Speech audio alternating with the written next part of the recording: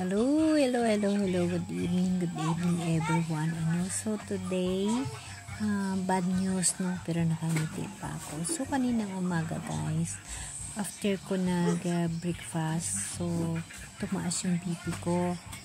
So dahil tumaas yung BP ko, siyempre nandyan minsan na nininervyos tayo, pero nag-relax lang ho ako.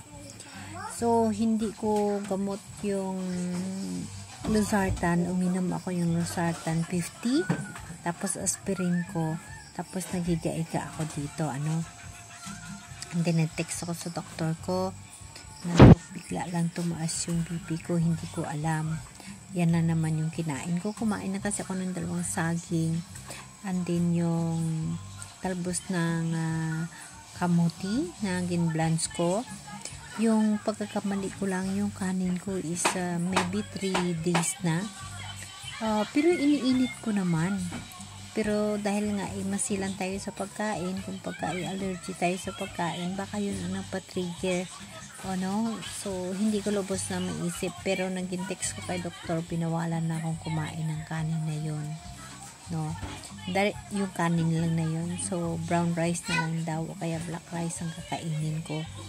So, wala ako magagawa kasi yun ang gusto ng doktor. And then, hinihingi niya talaga sa akin na inumin ko yung micronutrients na 500 at ang fiber na 250. So, sisikapin ko nga magkaroon tayo ng pera para mabili ko yun at mainom ko na yun. So, yun lang yung aking gamot na gusto niya inumin ko para daw na laban yun sa aking immune system. So, yun na nga guys.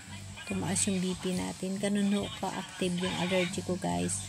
Once na yung allergy ko sa pagkain is mag-active, segundo lang ho, tataas ho agad ang BP ko.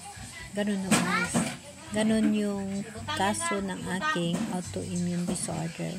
So, yun na nga. Pasalamat lang nga ako kasi katiksanay lang kami ng doktor. Hindi na ako napunta ng ospital. So, napahinga lang ako after mga 3 oras na baba yung BP ko. Pag chat ko sa kanya is 150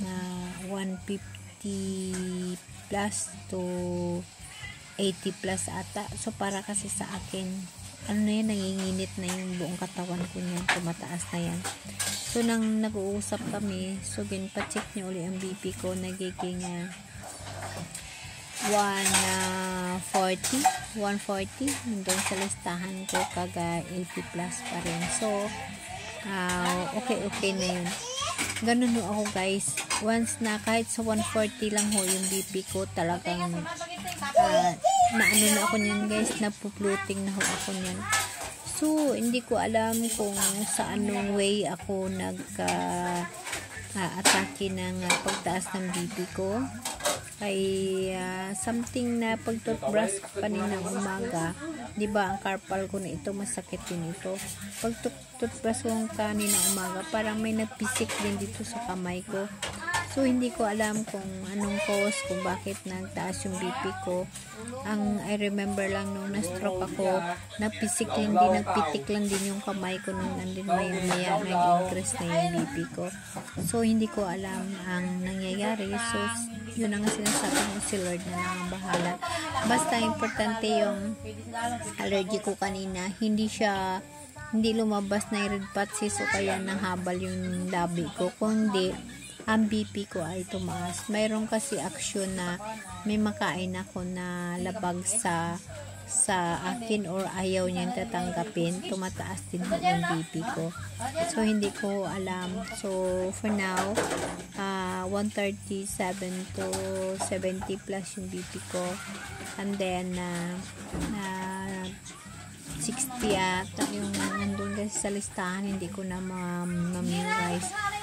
So yun yung update ng BP natin, pero mabigat ho yung ulo ko. So magtulog na lang ho ako. Kaya yung sinasabi ko nga, si Lord na lang ho ang bahala sa akin kung ano ang magiging kapalaran ng aking sakit na ito sa katawan ko. Pero yun nga guys, ang update natin, tumaas yung BP ko today.